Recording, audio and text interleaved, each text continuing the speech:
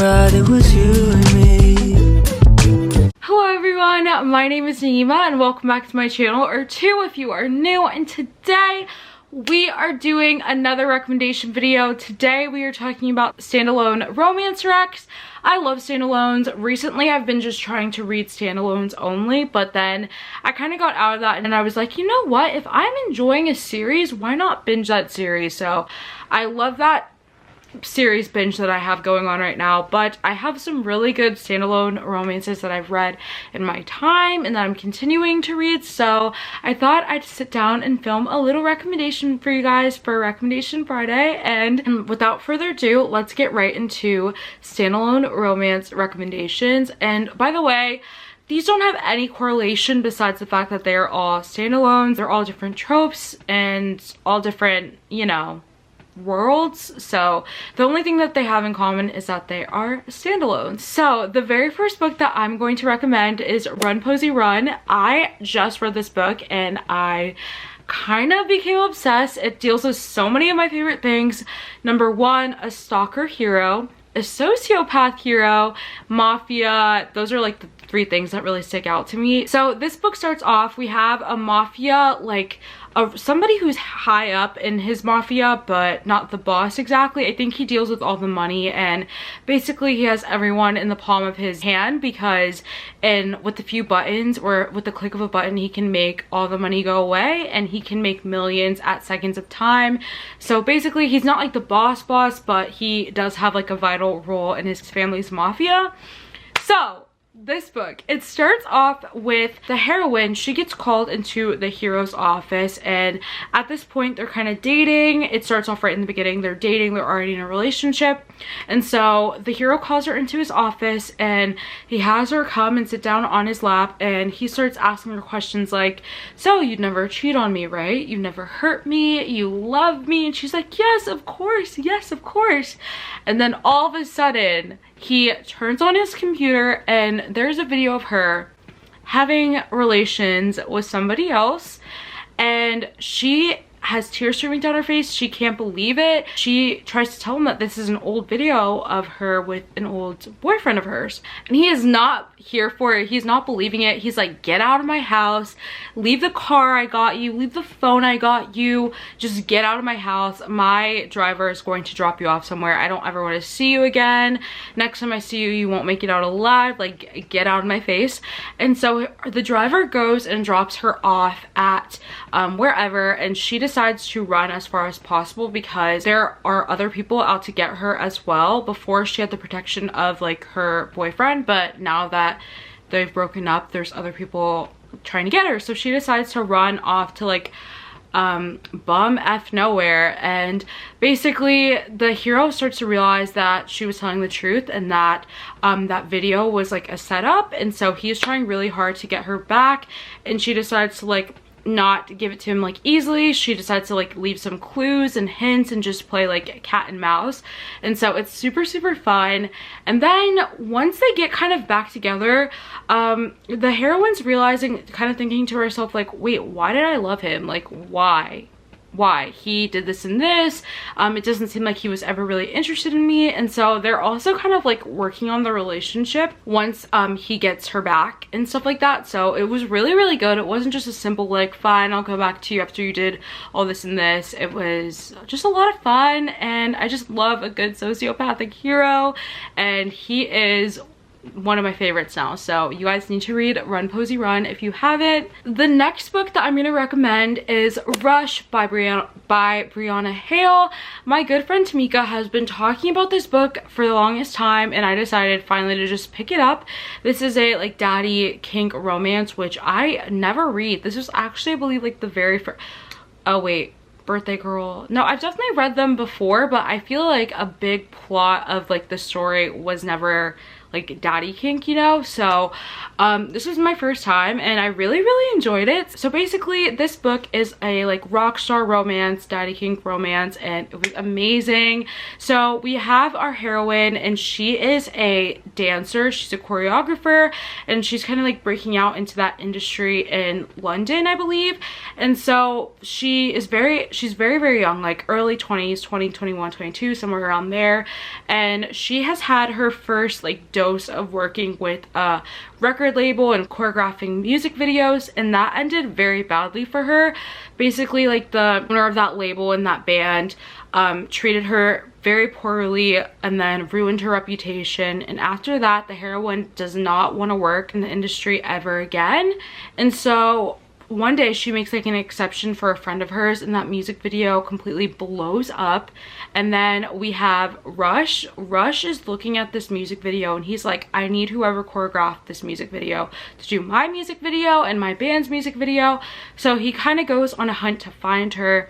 And then, oh my gosh, guys, this book was so good. He goes on a hunt to find her, and then once he does, she's kind of like, no, I'm not working for you. Like, I am done in the music industry. I've been burned before. Like, absolutely not. And so he has to do some convincing, and it's amazing. And he lives kind of like secluded, like in a mountain area. So when she finally agrees, she has to go there and stay there for some time, and it's just so amazing. And they realize that they both enjoy certain elements of BDSM and like daddy kink, and it was just really good. I love this book. I gave it 5 stars. If it's out of your comfort zone, I say still pick it up if you don't have any triggers in that book, because it was definitely, I wouldn't say it was like severely out of my comfort zone, but it was a little bit out of it, and I ended up really loving this book. So check it out if you haven't already. The next book that I'm going to recommend is a book that I have not talked about on my channel for a very long time. I know a lot of you guys are new here, but middle of 2020, maybe like October, around then, even earlier, because I remember reading this book like in like June, I believe, or August. I read this book in August. Guys, I'm gonna talk to you guys about my favorite book, Ecstasy by K.V. Rose. This is a standalone and it is so amazing. It's basically a love triangle between Eli, Zara, and Alex.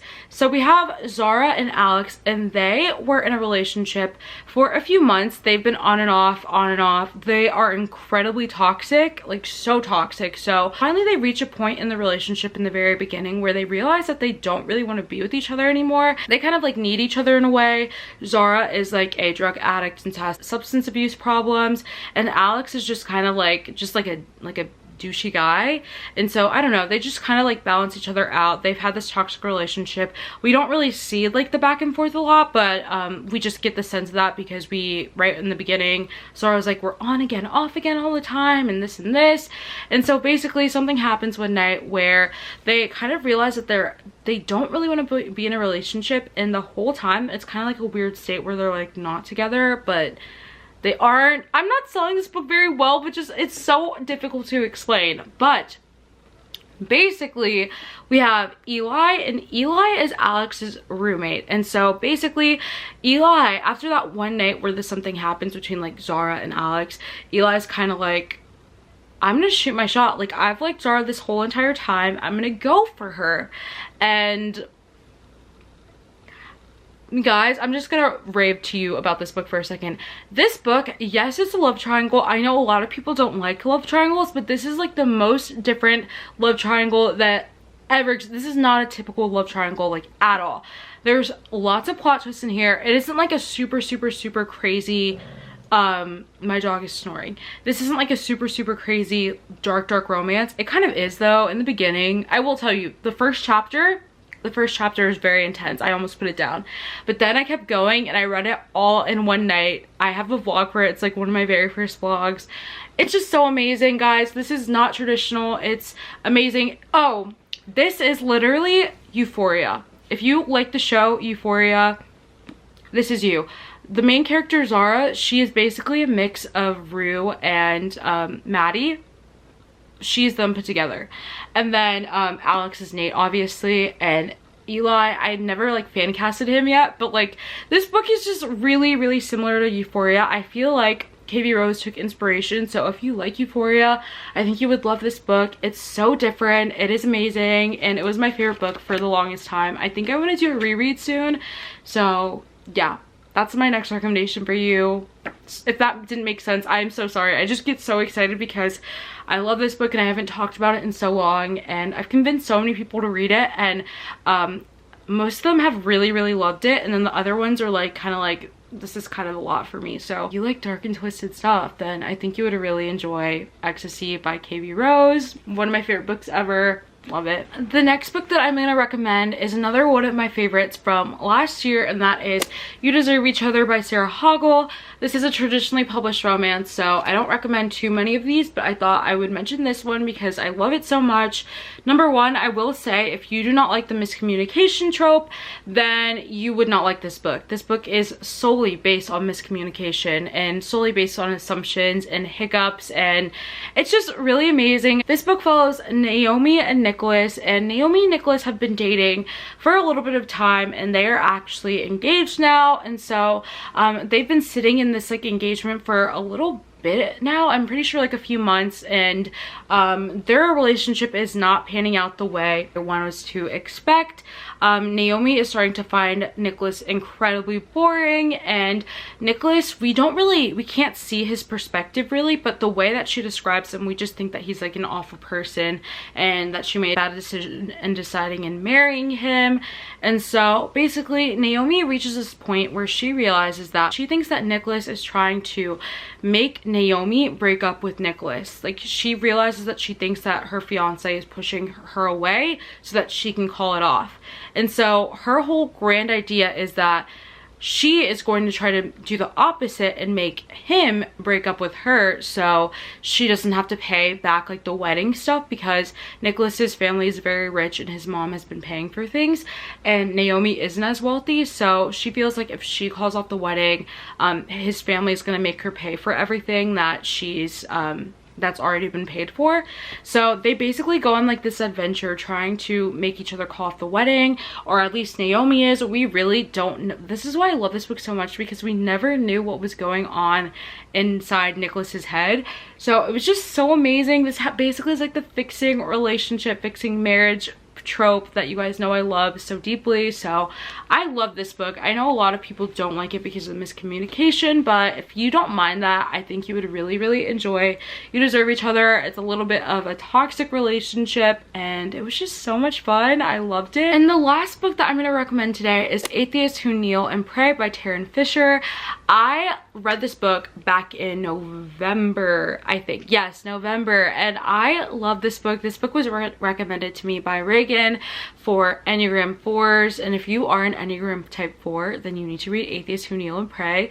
But even if you're not, I think you should really read this book. It was so much fun. So basically we have our heroine, and our heroine is the epitome of an Enneagram type 4. She likes to incite emotion in like artists, like singers and artists, and she likes to be people's muse. And so one day she meets this guy, and this guy becomes kind of like obsessed with her. He's like, become my muse. I want to make music about you. I want to just get all my creativity and ideas from you. That's what she likes to do. She likes to incite some type of like emotion from whoever she dates, and then breaks up with them so they can get, you know, inspiration and stuff. And so basically this book was a lot of fun. I'm pretty sure it takes place in like London. We just have like this girl who really likes to just live life to the fullest, and she likes to make people fall in love with her. And then when she actually does fall in love, things like take a turn, and she realizes that she can't play like with other people's lives anymore. And so it's just really amazing. I love this book, Atheists Who Kneel and Pray. It does not have anything to do with atheists or God. It's just like a play on words. Yeah, this doesn't deal with atheists or anything religious. So yeah, I really love that book, and it's really amazing. It's definitely like the rock star trope, which I love, and like the muse trope, just trying to incite some type of passion. It's just very artistic, this book, and it's a really good romance, and they have to work and fight for each other, and it's just really good. So that was the last standalone romance that I'm going to recommend for you guys today. If you enjoyed this video, don't forget to leave a big like and a comment down below, and then also subscribe so you never miss another upload from me. And yeah, for now that is all. I hope you guys enjoyed some of my favorite standalone romances, and if you guys want a part 2, I can definitely make a part 2, so just let me know. And then also comment what recommendation video you guys would like for next recommendation Friday. And yeah, for now that is all, and I will see you guys on Tuesday with a new video. Bye.